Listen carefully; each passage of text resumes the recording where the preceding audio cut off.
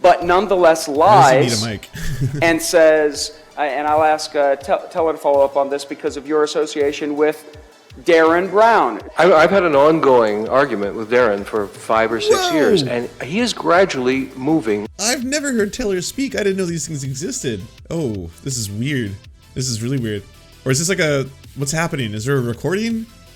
That was utterly bizarre. I did not expect his mouth to open and then words to come out and then hear his voice. Ooh, that gave me chills. That's weird.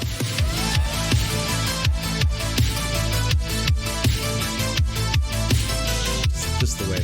All right, I got something very exciting to watch. This is apparently one of the most wild things that's ever happened. Jordan Ewell said I had to see this as a fan of chess. Apparently, a magician beat 8 people simultaneously and a chess master using a magic trick. Graham Lee, FIDE Master. John Ems, Grand Master. Julian Hodgson, Grand Master. Paul Littlewood, International Master. Desmond Tan, former England Junior.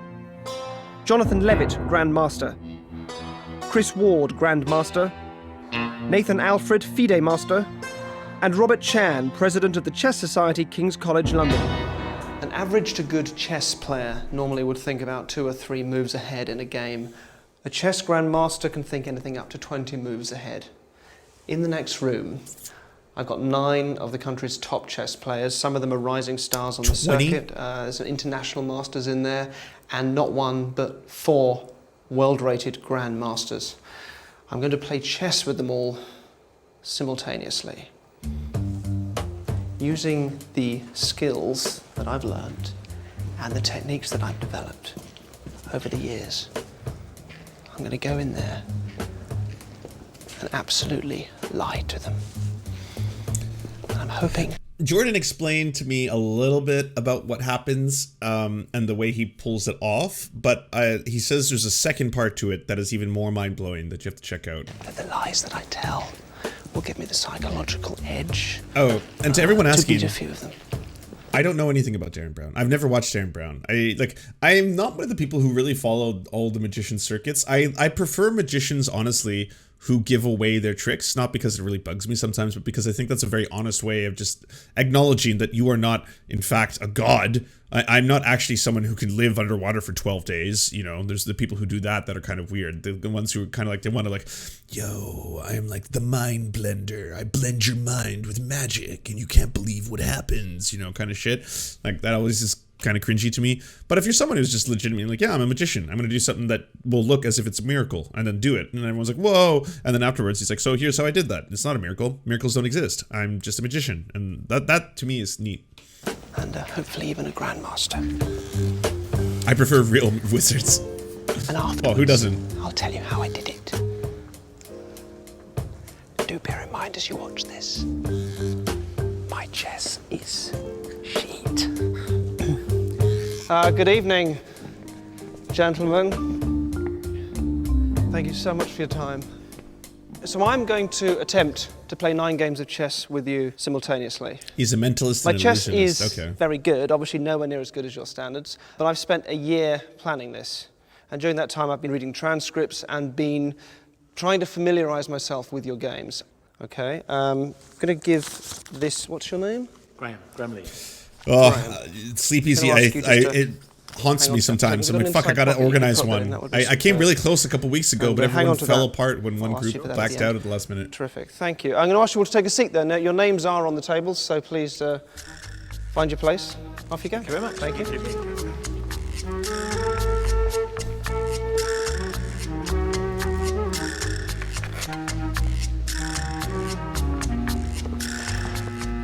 Thank you, guys. Just one thing also I should point out.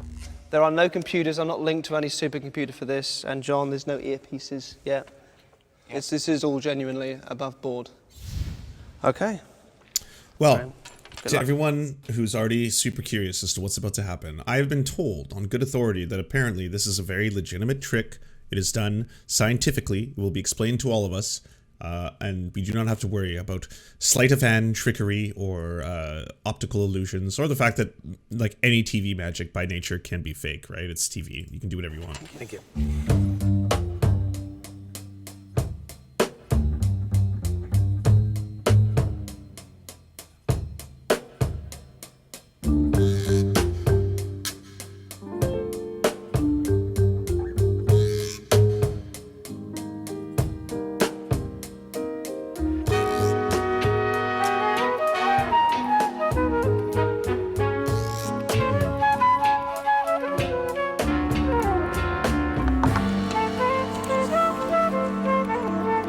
I lost. I was beaten by the better man. I thought I was playing okay, but he just came out with some really good moves. I could have played on at the end, but I mean, I was just a whole rook down, so I thought I'd put myself out of my misery.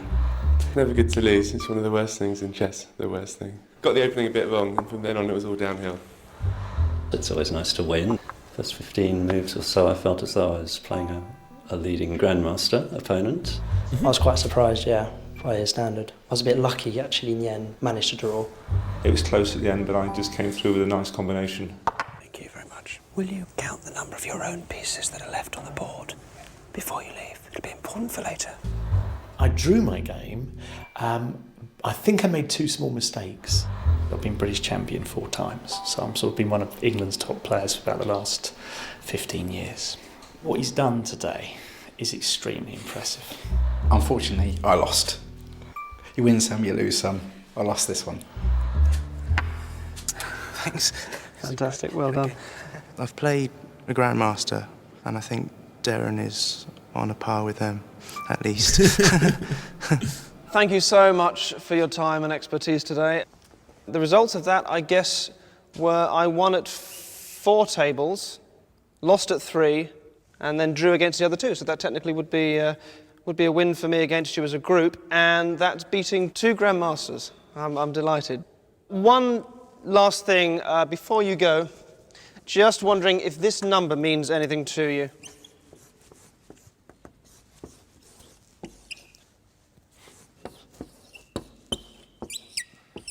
(611 7106 118105). No. Okay, right, well, I asked you to count up the number of pieces left of your own colour on the board. So, Graham, at table number 1, how many pieces were left of your own colour? I've got 7 pieces of my own colour left. 7 pieces of your own colour. That's a mistake then, that should be a 7. Okay, and next table? I've got 11. 11. 1-1. Next table? 7, yep, spot on. 7. 10 pieces. 10 pieces. 6 pieces. 6. I've got 11 pieces. 11, thank you. That would be 8 pieces I have left. 8, terrific. 10 pieces. You have 10 pieces. And finally, Robert there. I've got 5 pieces left. You've got 5 pieces left. Excellent, thank you. So that's obviously just a memory feat, one of several memory feats that I was indulging in during that game. I gave you an envelope, sorry, at the very start. Could you, I don't want to touch it, would you just come around here for me and open it? Certainly. Just stand there for me, that'd be great.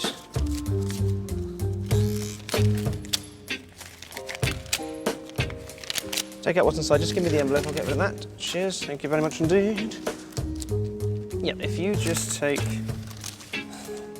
that there. What I hope will keep you up all night is how I was trying to influence those games desperately as I was playing to end up with precisely that result. 6, mistake, 117, 106, 118, 105. Pretty much spot on. This has been in this pocket the whole time. You have not touched it. I have not touched it. Okay, so that is like freaky, ridiculous if true, but like there's so many things to the process of unfolding this that could happen there, right? Like I don't know who these people are, so I don't know if he happens to be a plant, not a chess master. I don't know if there was a sleight of hand that occurred right before they opened it. There's a lot of things, because again, it's television, right? So that one I'm less like, brah. No, thank you so much for your attention and your time and everything today. I really appreciate it. Graham, you can keep that from me. Thanks so much. Thank you very much Graham. indeed. Take care. Thank you, guys. Thank you all Derren very doesn't rely on much. tricks like that. There's some other way. Okay. For him to pull out a whole series of numbers based on 9 separate games of chess, that is astonishing. I can guarantee that envelope stayed from the moment he gave it me at the start till after the results were announced in this pocket. There was no cheating. I've not been asked to do anything by Derren. I just turned up, played chess, looked after an envelope. This game finished because it was a draw at some random point, and yet he's predicted the number of pieces left in all the games. This is going to keep me awake tonight. Right, so here's how you play chess with a room of top chess players. First of all, mentally divide them into pairs. So with 8 players, that's 4 pairs of 2. And behind me is one of those pairs. At table number 1, we had Graham Lee, and I had him mentally paired off with Desmond Tan over at table number 5, over the other side of the room. Graham was playing white, and Desmond was playing black. Graham's opening move of the game was pawn to e4. You just have the chess masters play each other. I didn't have to respond at that point. And when I got round to table number 5, Desmond's table, I merely repeated that move, pawn to e4. Desmond's response was pawn to c5. Yeah, so it's just a bunch of chess masters actually competing against each other. And when I get back to Graham on number 1, I just mirrored Desmond's move. So it would make it seem as if he was a chess master. To c5. I'm not actually playing chess with either of them. I'm just remembering the moves and then mirroring them across on the other person's table. In fact, they're playing chess with each other. Yeah, it's a very impressive memory feat. That's it's true. a lot more complicated. So, I start at table 1 and I remember the opening. I go to 2 and remember that opening, and the same with 3 and 4. Then at 5, I play the opening from table 1 and remember the response. Yeah. On 6, I play the opening from 2 and remember that response. On 7, I play 3's opening and remember that. That would be very hard. And on 8, I do the same from table 4. I could not do we'll that. leave table 9 for the moment. Back to 1, and I play the... I can just see myself being like, oh, no, I know exactly what to do here. I've got the whole thing set up. I'm just going to make them play against each other. And then as soon as I would get to, like, table 3, I would be like, oh, fuck. What the fuck was that? Oh, man, was it pawn to rook? Oh, God, no, the whole thing's fucked up. I think I'd make it, like, 2 rounds. I'd be like, checkmate, checkmate, checkmate, checkmate, checkmate, checkmate, checkmate.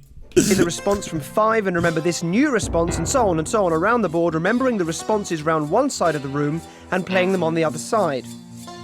That will give me an equal number of wins and loses against the group, as half will win or lose against the other half. So how then do I come out on top? Well, that's where table 9 comes in. In amongst everything else, I'm playing one.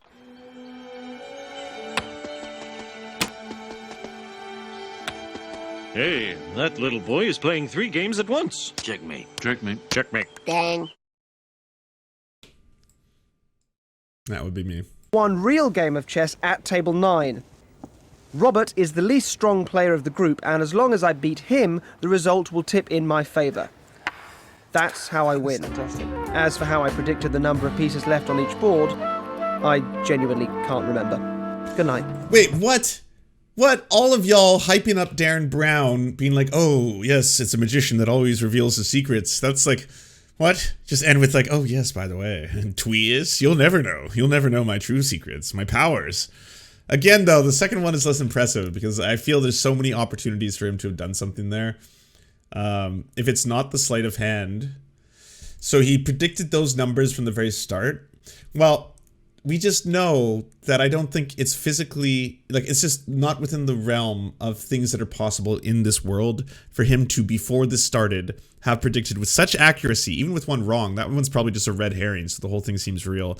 With such accuracy as to know how every game is going to play out to the exact amount of pieces, that's just impossible. So we know that's not how this was done. So this has to have been done either by an after-the-fact sleight of hand, a drop, one of those kind of things. Like, it's just the only way this actually makes sense.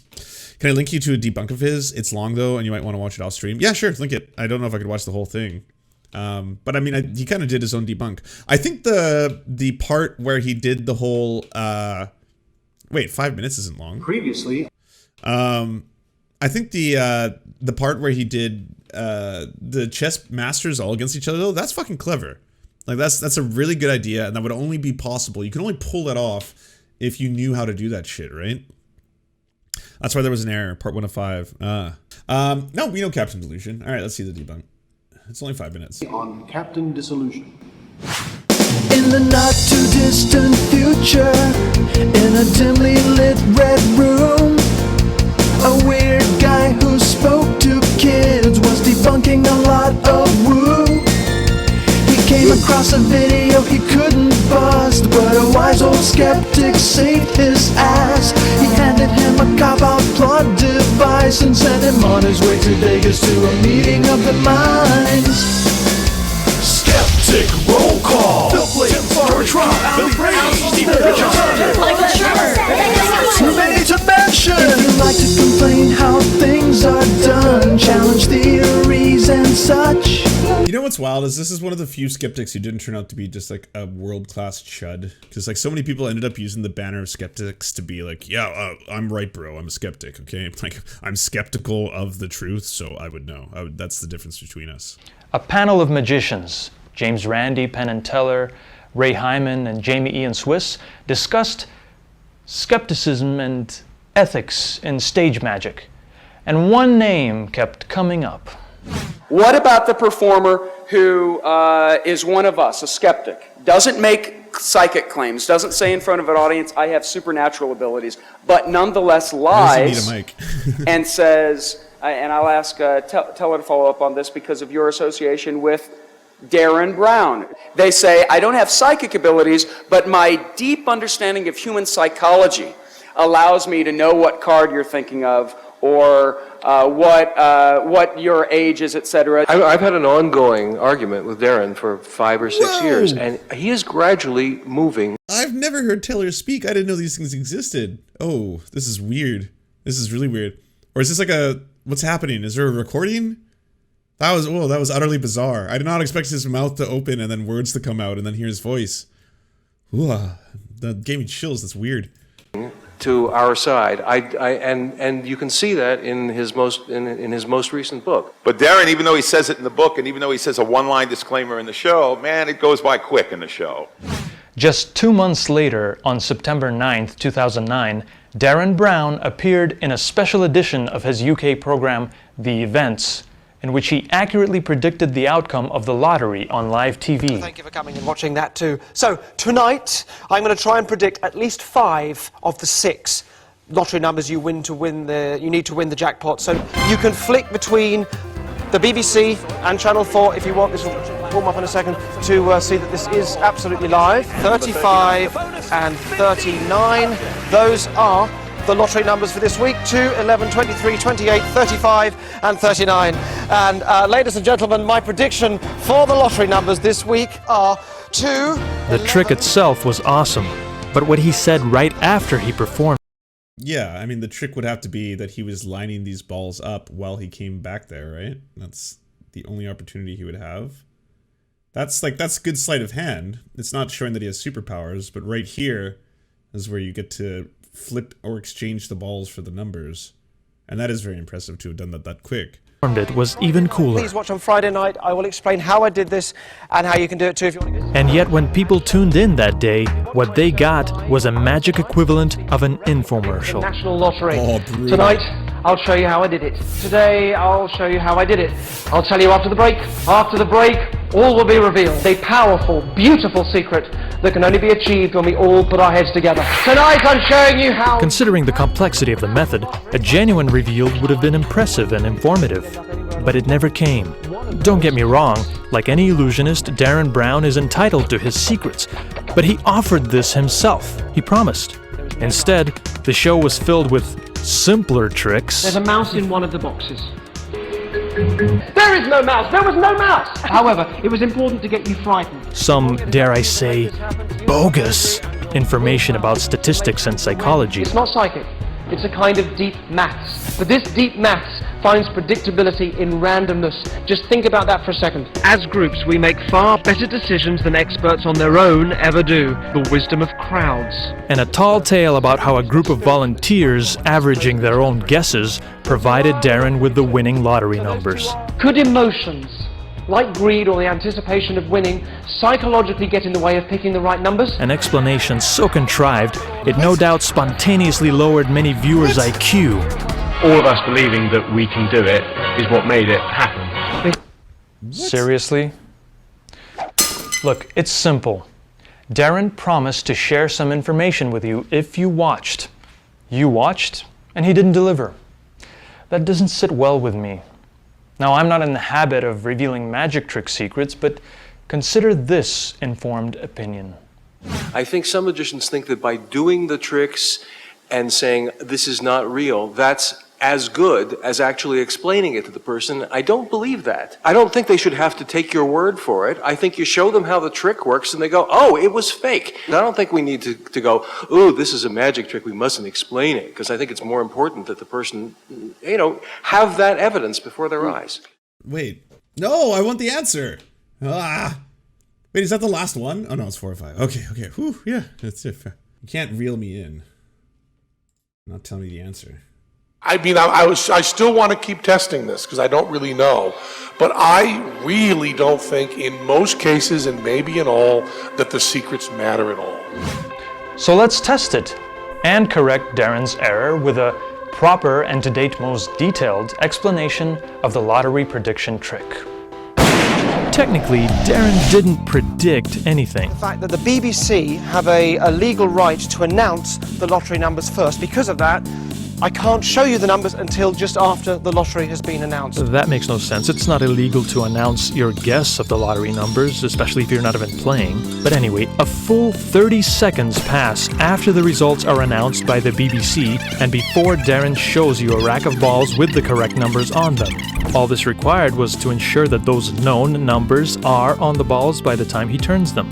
And this was achieved with a video effect which could be labeled split screen. But this is an oversimplification. It's actually a lot more involved than that. During the single continuous shot in which the trick is performed, a pre-recorded patch of the set is faded in, allowing an assistant to enter the shot and replace the correct balls as they're being announced on TV, and then faded out, allowing Derren Brown... This is why TV magic is just like, it's not magic, it's just TV. It's just special effects. It's not like... I would have been way more impressed if he actually had to sleight of hand some balls in there right in front of us than just like someone walks up, changes it because we're looking at 2 shots. Brown to enter the area and display his balls. This effect would have been pretty simple to achieve even in the early days of TV if the camera had been locked off and steady. But in this case, we're made to believe that the camera is handheld and jerking around, which would have made it impossible to match a pre-recorded piece of footage to it. And this is what's at the heart of the realism of this trick. This movement isn't digital. You can see the perspective distortion as the wide-angle lens rotates around. So how was it done? Let's start from the beginning. Derren begins his presentation outside of the set and walks in. This was necessary to accommodate an important switch. A switch from the live cameraman to a different means of camera support. A motion control pan and tilt system in which the panning, tilting, and zooming is controlled robotically. Though they're highly specialized and expensive equipment, these systems are widely available and used in television to remotely control cameras on large sets and to facilitate camera movement with virtual sets. Operated with a joystick, gears, or a virtual panhead, motion control systems can precisely record an operator's movements and recreate them later. In fact, it looks like 2 of these systems were used in the trick. One controlled the wobbly camera capturing these brief wide shots, in which the second system, positioned and ready for the main shot, is hidden with yet another patch image of the empty set. By examining frames from the main shot before and after this cutaway, we can see the obvious differences in the angle. And after the cutaway, the camera shakes no longer have any bank rotation. It pans and tilts, but stays perfectly balanced throughout. Before Derren's broadcast ever began, several minutes of an empty set were filmed with random camera movements fed into the motion control system, which recorded them. Then, during the broadcast, not only was pre-recorded footage of the set played on part of the screen, but pre-recorded camera motion was played into the camera mount in precise sync, creating a seamless, live moving composite. When the assistant was safely out of shot, the image patch was faded out. Immediately after that, the camera head was disengaged from the pre-recorded motion and a human operator took over the controls to zoom in on the final angle. So, to review... But it's been fantastic reading all the conspiracies and speculations around at the moment. Lasers writing numbers onto the balls and moving them somehow, and split screens and balls with special LED readouts and impossible sleight of hand. An ingenious, elegant union of technology and showmanship that Derren promised to share, but instead passed off as pseudo-scientific mentalist drivel, with a coy disclaimer at the very end. So if I'm ever asked how I predicted the lottery, I'm going to say it was just a trick. And that you lied to the nation to promote your TV show, right? Sorry.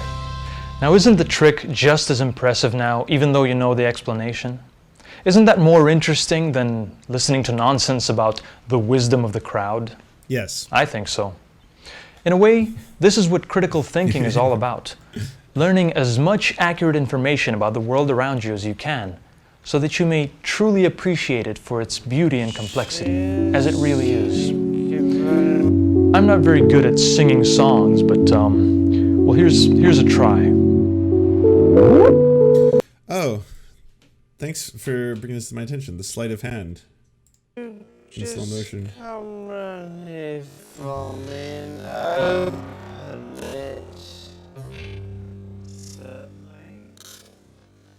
Just stand there for me, that'd be great.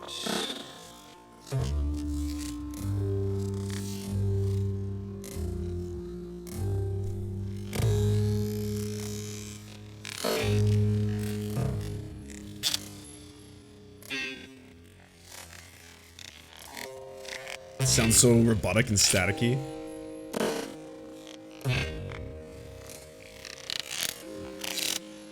Check out what's inside, just give me the envelope, I'll get rid of that. Cheers, thank you very much indeed. Thank you very much indeed.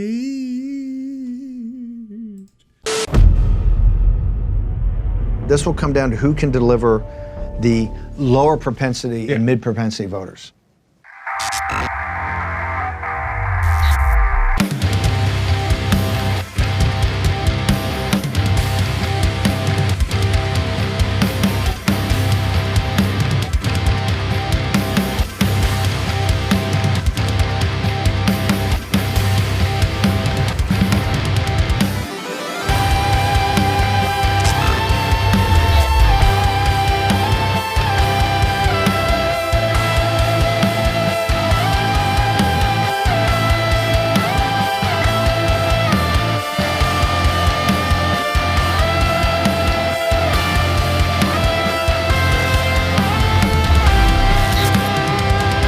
To our gods, Xander Corvus and Peyton L. Just, we will build a ladder to heaven to deliver you the daily news. To our monarch, Tom Spiker, we are your most humble of clownish jesters. To our lords, Trevor R. and Alexander Thaler, you have our undying fealty. To our knights of the round table, Nate, that one guy, Hagbird Celine, Matthew Scarborough, Stellar Vision, Ariana McCarthy, Daniel Sutton, Ants Are Still Running the World, Coulter Smith, Tom Groh, Val 9000, Jenna Tal, Quiet 185, Anna Loves Riley, Riley and Anna, Omni, Poodlehawk, The Tim Caucus, Multimondi, Trevor Janis, Lemmy 101, Anthropophojak, Saren 42, Chronic to Hemphog, Catherine, Radical Maniac, Ramon Acosta, Incosin, Violent Orchard, Sophie Baby, Political Puppy, Andreas Chiringuito, Zach Christensen, Josh Mickelson, Todd Buckingham, and Todd Lajeunesse. We shall meet you in the tavern, and we raise a drink, and we salute you.